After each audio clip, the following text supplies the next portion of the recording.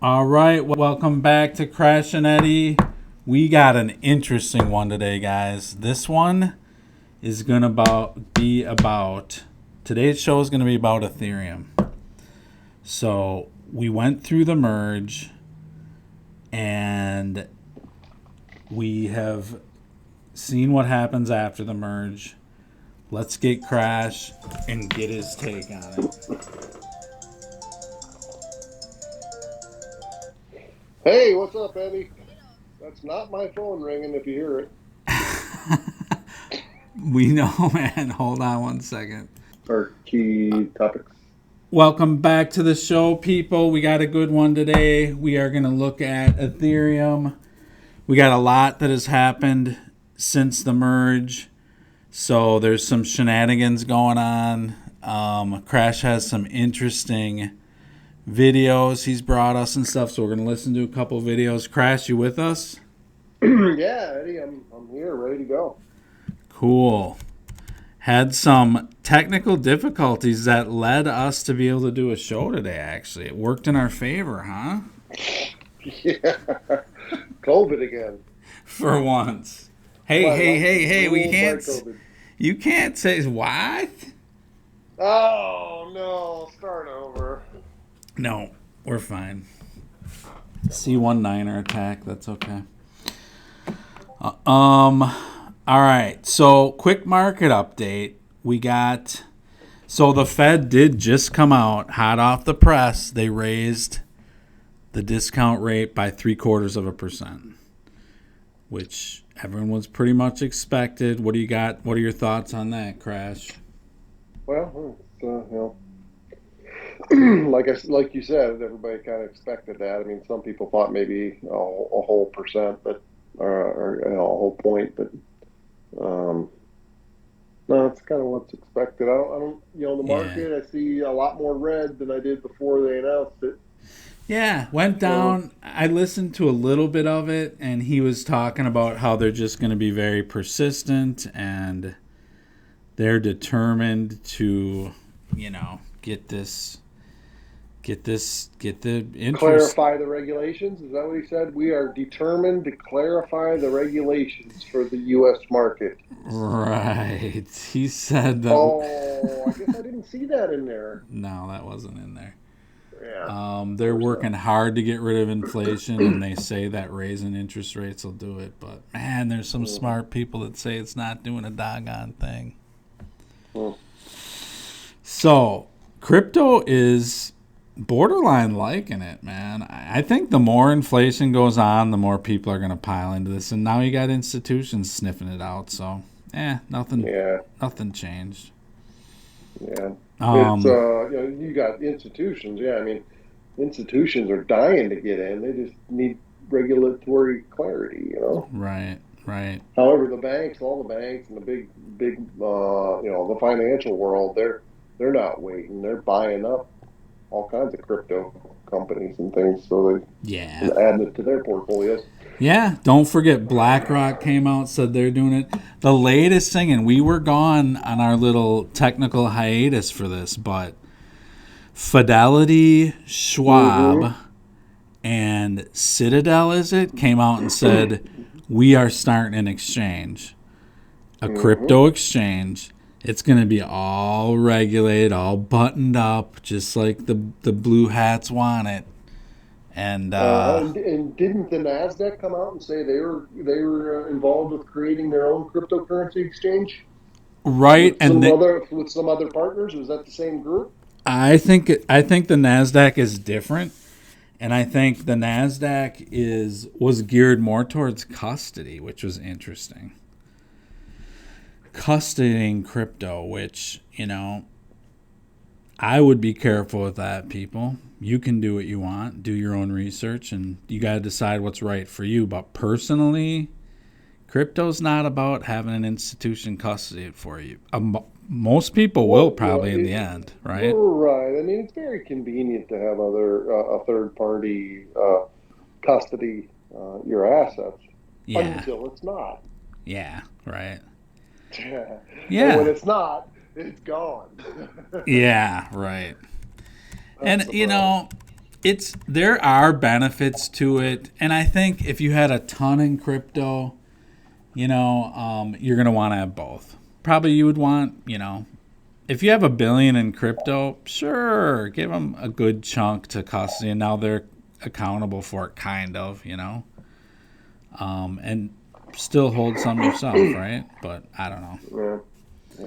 Anyways, so Ethereum.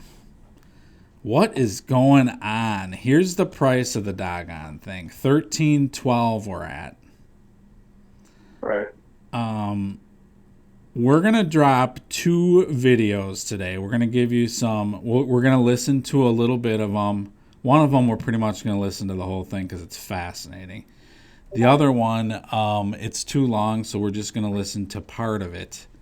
And we're going to talk about a couple issues with Ethereum. My thoughts are, my personal opinion is, Ethereum sucks. I never really did like it. You see what, now, and I come from the camp of XRP where you see kind of the games between Ripple and Ethereum and Bitcoin. You're kind of in one of those camps. Yeah. I've been forced into it because of use case, right? Because a lot of NFTs, a lot of stuff you do, you just have to get Ethereum. So. Right. Yeah. I mean, Ethereum in a lot of, the crypto world is being used as currency. Right. Including. Right? I mean, there's a lot of, it's like there's a whole lot of places where you can go and you can buy something with Ethereum and that's the only option. Yeah, OpenSea, mostly Ethereum, right? Mm-hmm. Yeah. The Gala ecosystem it's Ethereum based. I mean, until they launch Geary, it is an Ethereum based ecosystem. Gala is on Ethereum. So that was kind of my exposure to it. I've had some here and there, a couple. I did start out back in the day. That was one of the first ones I bought. Man, in the $30 and stuff, right? Yeah, what year was that? That was 16, man. That was late 15, 16. 16, really. Yeah, I think that's when I hit it. I think early 16 is when I hit it first. Yeah. Which, I mean, back then it was like. I bought Bitcoin, Litecoin. Yeah, Bitcoin, Litecoin, Ethereum, and one other one. What was it? Like XRP, really? Maybe XRP. Yeah. Those were kind of the big four. I got into ADA early. Right. Here's a chart. Here it is in 16, April, 11, 12 bucks. Sick, man. So, yeah. But then I totally got out of it, and then I just used it for just for buying stuff here and there, and got sucked into it again with the Gala system. So, well, they really got a lot of us just to hang on to our Ethereum with the fact that the new merge, it's all going to be, there's going to be burning of tokens, and the price is going to go through the roof, and it's, countries everybody's going to accept it because it doesn't have any environmental impact. Well, I think there was a whole other reason for some of this stuff that. Yes, it's coming out now, may become clear or not. Who knows? Yeah, and I think that some of the 3-letter agencies were like, "Yeah, Vitalik, go ahead, launch all these." I mean, what a beautiful thing! All these Ethereum-based tokens, and they can go after each and every one of them. It's just unreal, man. But so. One of these videos is more about staking and the nightmare that has become with that. I've never staked anything with Songbird, and I really dig that. Yeah. The difference with that is you still have total use of the stake of the token, so it's not really staking. Staking is where you can't use the token. Yeah, right. Now, they do have some where you can lock it up and you are actually staking it. So you can stake through that system. And more, for me, I've been like, I'm not comfortable with the staking until there's rules that are out there. And I'd much rather just have the token, have complete access to it, than get a couple tokens here or there. But some people have made a ton of money off staking. Yeah, I mean, I've done a lot of different staking, a lot of different platforms, and the way I have it set up now, my biggest holdings are not staked. They're They're in not. cold storage and they're not staked. Right. I don't want them exposed to anything. Yeah, right. And but a lot of my smaller ones I have staked. My favorite one is because it's paying the most is Atom, paying like 17% annual return. Wow, is it really? And that's right. It's really simple, right on Exodus wallet. That's on Exodus, huh? Oh, it has been. Yeah, it's been a early one on Exodus. Yeah, I liked Algo Or maybe because that was 15%. a staking. It was kind of Mm-hmm. it did stake automatically, or paid interest Right. anyways, Mm-hmm. and that was around 10%. But they stopped doing that, which to me made sense because the staking only makes sense if it's an inflationary token. Some of these staking things, if it's too good to be true, if it sounds like it, it probably is. Yeah, and I was on one platform where they had just tremendous returns, but what I found is that then when you try to transfer that coin into other coins, they have super high spreads. Right. So, you're losing, you're robbing Peter to pay Paul kind of thing. Right. And Right. and I was really concerned that they might crash like Celsius and Voyager and other ones, but they're not. They're growing through all of this.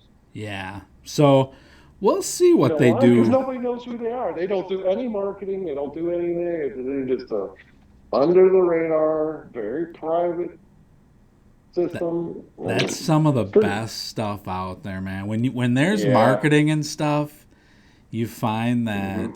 you know what, man. Well, It's yeah. They're not really after the end product. They're after making money.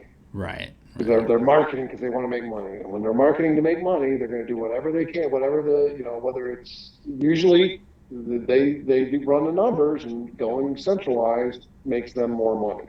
Right. Boom. Okay, so let's hit this video, man. Let me grab the video and then we'll have you set it up a little bit. So 1 second here. Here we go, people. But observers then read a little further into the lawsuit, and in bold and potentially unprecedented move buried in the lawsuit's 69th paragraph, interesting paragraph to put it in, the SEC claimed that it had the right to sue that influencer not only because the case concerns transactions made in the US, but also because essentially the entire Ethereum network falls under U.S. government purview. This is the specific post. Let me see if I could pull this up so you guys can see the full actual post itself. And when I read this, I was really intrigued. It says, quote, "The U.S.-based investors in this pool irrevocably committed to the transaction when, within the United States, they sent their ETH contributions to this influencer's pool. At that point, their ETH contributions were validated by a network of nodes on the Ethereum blockchain, which are clustered more densely in the US than any other country. As a result, those transactions took place in the United States."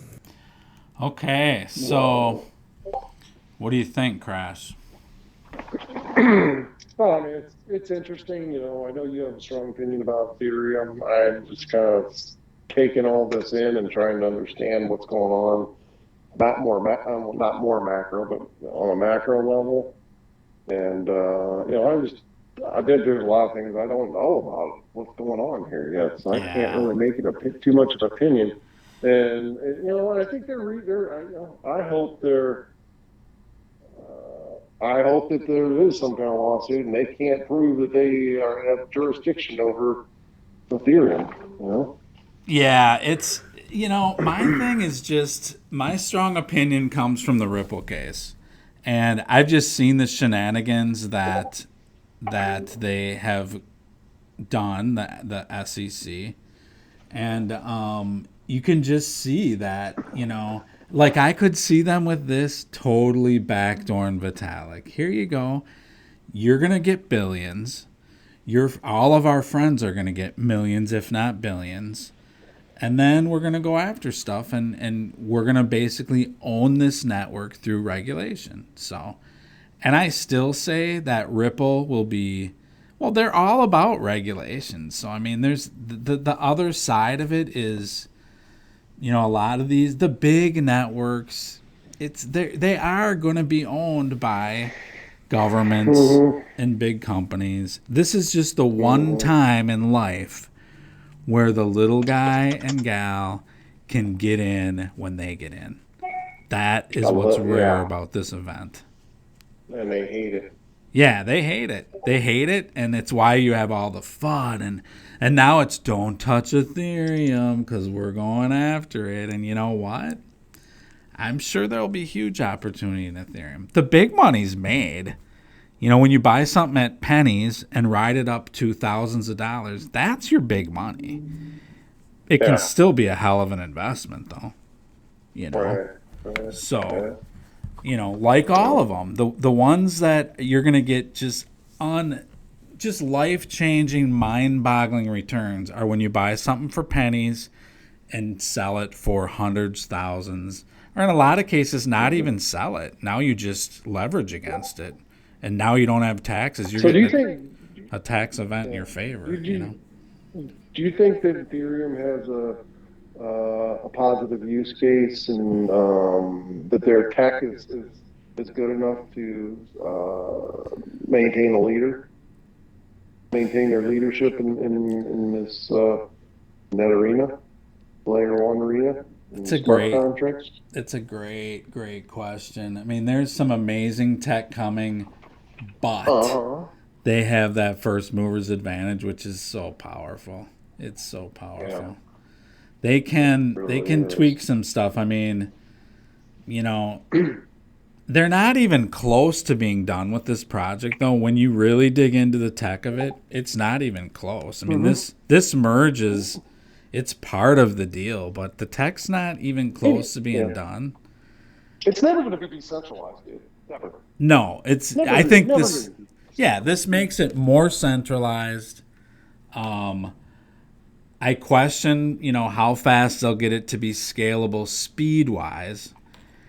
And fee-wise, they're still not scalable. I mean, you can't move things, that affect the economy, that huge movements of major amounts of money for dollars, even dollars, I mean, and you're moving hundreds of dollars for a buck or two. Think about what it is to move $1 billion. It's gonna be expensive, and it's gonna be tedious. So I don't know. I mean, on Ethereum? Yeah. Oh yeah, I mean the user experience. If you just look at user experience, and we just talked about, we've been in this arena since 2016. The user experience with Ethereum versus XRP or ADA. Yeah. I'm not going to put Bitcoin in there because Bitcoin does not transact quickly. No. However, it has other incredible attributes. Right. But, Ethereum is not on the top of the list as far as user friendliness and user experience. No, you use Stellar or XRP, and you're just like, wow. Now you realize how money's supposed to move. Yeah, you realize how money's supposed to move. I can hardly click the transfer button and look over at the other platform, and it's there.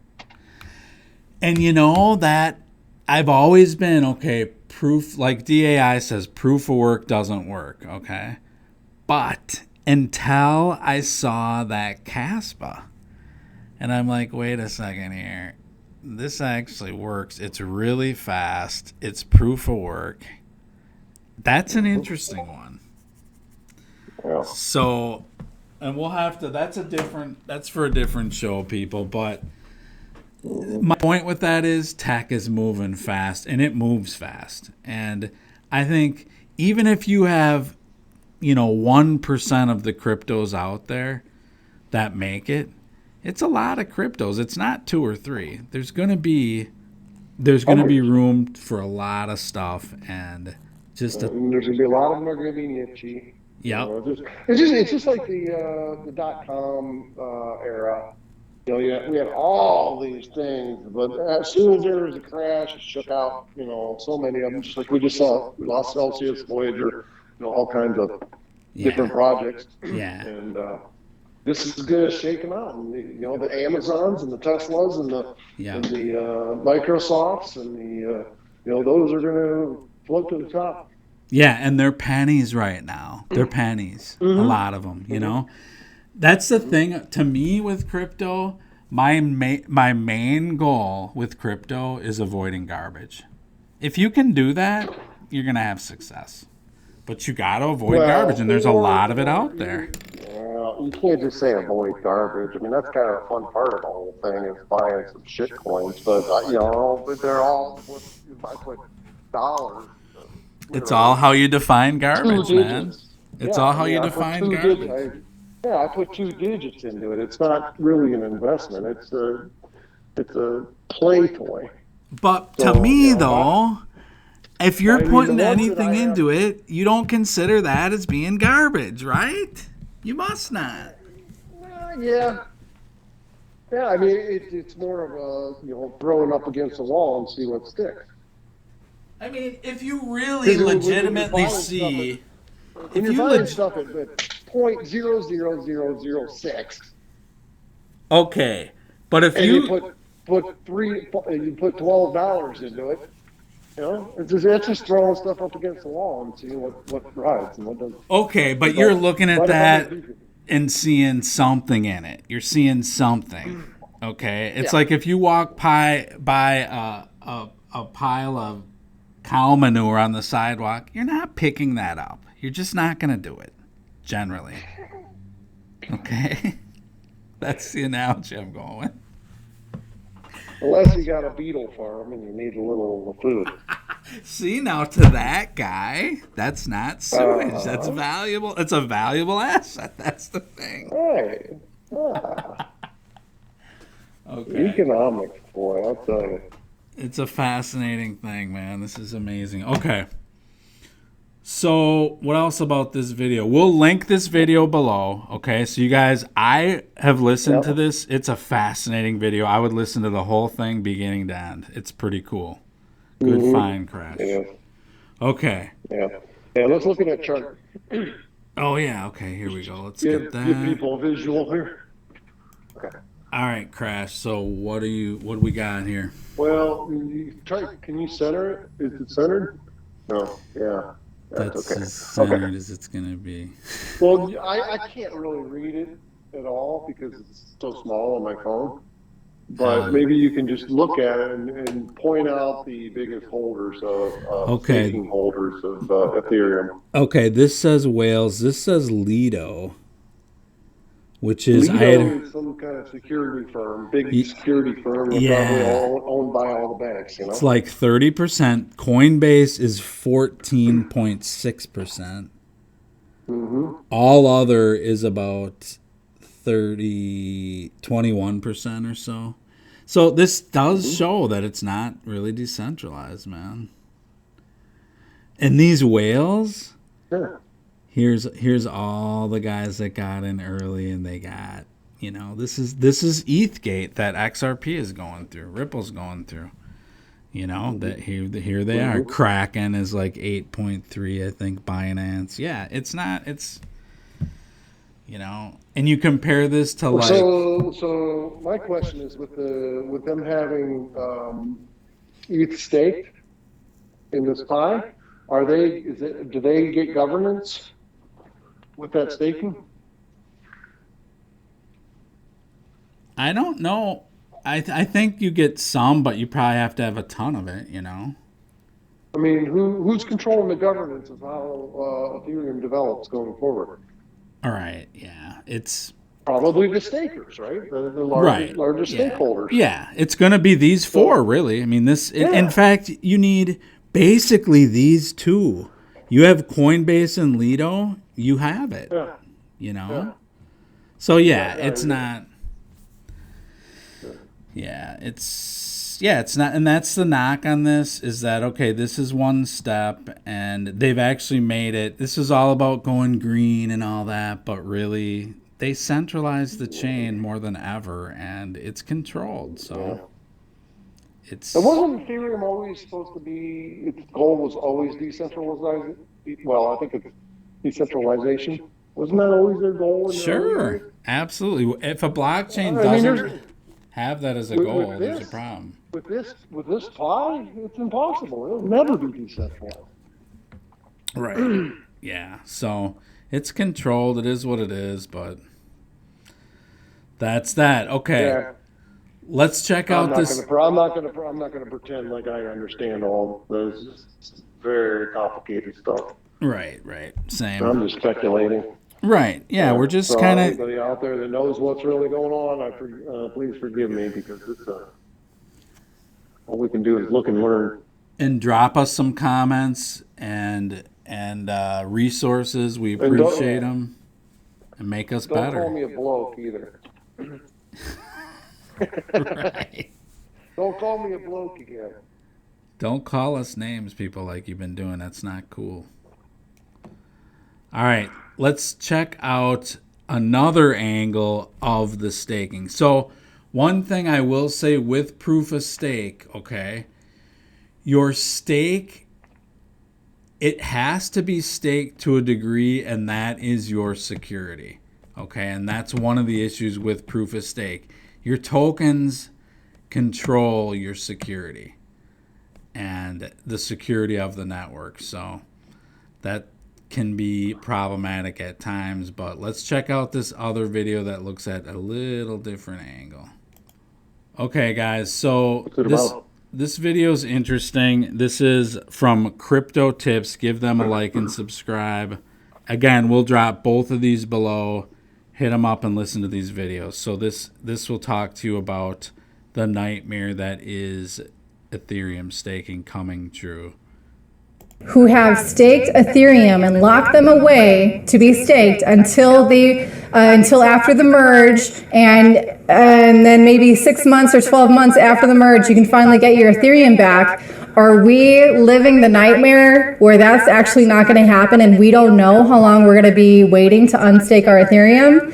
That's what we're talking about today, guys. My name is Heidi. This is Crypto Tips. Please hit like, hit subscribe. Check out the CT Club down below where we're answering people's questions like this, what they should do about their staked Ethereum, what we're doing with our cryptos, when we're buying, when we're selling, how we're storing them, all that type of information. Check out the link down below for the CT Club. So I did a video, it was about a month ago. Some people were asking, the merge, this is before the merge has happened, a month ago. Is it safe now to stake Ethereum? Within that video, there's always risks with the new smart contracts, with this big change, foundational change from proof of work to proof of stake happening on Ethereum. Developers have been prioritizing the foundational levels and the complexities of Ethereum's code in that major change, much more so than they have been prioritizing the ability for people to be able to withdraw their Ethereum from staking. A lot of people early on, 2 years ago, assumed that once the merge happened, you could instantly withdraw your coins. And then about 6 months ago, it came out that that's actually not the case. You will have to wait for the next hard fork after the merge called the Shanghai hard fork or the Shanghai upgrade. That was supposed Or the Shanghai shakedown. to be giving us, that was supposed to happen six to 12 months after the merge, and with that upgrade would come the ability to withdraw. Now Ethereum and their developers are saying that the wordage in their own documents were being misrepresented. That in fact, within the Shanghai upgrade, they're not necessarily, not only are they not prioritizing or even discussing implementing a withdrawal option, they're also not giving a timeline for that hard fork or for that update itself either. So, was it 2 days ago, Charles Hoskinson was calling Ethereum the Hotel California of crypto. You can check in, but you can't ever leave. I mean, that was a pretty funny quote. I thought he was just kind of salty because, you know, it's a competitor, but here's what we're going to be watching very closely. It's a reason why Toby and I did not stake all of our Ethereum, because there is that uncertainty and there is that risk that everyone that is participating in crypto has to calculate and make your own moves based on your own appetite for that risk. But regardless, there's billions of dollars that are staked in Ethereum. And for people to understand that they can't get that Ethereum out and there's no timeline for it yet, that's going to cause a lot of uncertainty in the investors, a lot of unrest, I hope so, and a lot of pressure on these developers to make sure that people can withdraw their Ethereum in a timely manner, or at least give us something to expect, not just like, I don't know. We're not worried about that yet. So yeah, this is a huge news and probably a nightmare that a lot of people were worried about. We're all living it. Who could have guessed that this is going to happen? This is what happens in crypto when big changes happen. Big risk comes with it, and welcome to crypto. So, yeah, that's couldn't have said it any better, man. I mean, that's some fascinating stuff, huh? Yeah. Welcome to Ethereum. Well, it sounds to me like they're just upset that, you know, because Ethereum wasn't clear on when they could when the staking was going to be released. Yeah. My thing is just understand that the project's far from done, and understand that this is what makes crypto not stocks, because you can do all sorts of stuff with this. It's a network that you're investing in, and it's different. It's totally different than stocks. Flare's doing something different. If there's a governance and they want to flip this project on its end, they can do it, you know, through these governance proposals. And that's why, is this decentralized, is it not? Because that controls everything, you know? Yep. So anyways, I thought that was kind of interesting. Yeah. So hit like, hit subscribe, and tell your friends and family about this. Yes, hit the bell. Hit Crash up with some friendly comments. He loves them. I'll take all the nasty ones. Yeah. And anything else, Crash? What do you got? Well, it's like, what is CEL? CEL? I don't know that project. I keep seeing it lately. That's Celsius, isn't it? Yeah, it's Celsius. That's a DeFi. That is a DeFi project. Celsius is just it just folded. That had issues. I think this is the same one. Yup. What? So They must have taken a big hit and they're coming back a little bit. Wonder what where is it? they're down 69% for the year, right? Yeah, they were 589. Did they get bailed out though? I don't know if they did. How do you see that big circle there? I see compound. I see, what's XCN? XCN. That is chain. Zn chain. I don't know what that. I'm not familiar with that one, actually. I know it's pronounced Zn, but other than that, I'm not sure. How is it pronounced? Zn. I think that's what it is. Say it 3 times fast. Here's Lido, man. Is that the same Lido? that controls Ethereum? That's a good question. Here's some crow action. CRO, baby. So, anyways. All right, people. What's that? Here's Ethereum proof of work. Yeah, it's a DAO. So Ethereum, when they did this merge, started out at 101, the proof of work. Now it's at 694. That's... Yeah, so... All right, people. Hit the like and subscribe. Do the right thing. Do your own research and get involved as much as you possibly can to help you and yours. Yes, everybody live in the present, and you know my tagline. Isn't it live in the present? Oh, shoot. Forget it. I had another one and I just lost it completely. All right, we're going to get Crash's new tagline. We're going to get Crash's new tagline on the next show, people. We're looking forward to it. Yeah. All right, that's it. Okay. Crash. Adios. Ciao, ciao. All right, man. Hey, that was too long, huh? No, that's fun. 37 minutes. Isa Prolam. Amy would not be pleased. Perfecto. Yeah, so brush up on your Cuban and stay safe, man. Head on a swivel. Yeah. That's let's do another one in the morning if we can. Still. On what? We'll just look at the news in the morning. Go through the news. We gotta do better than that, dude. Give me something. Yeah, but you know it always takes off in some tangent that's fascinating.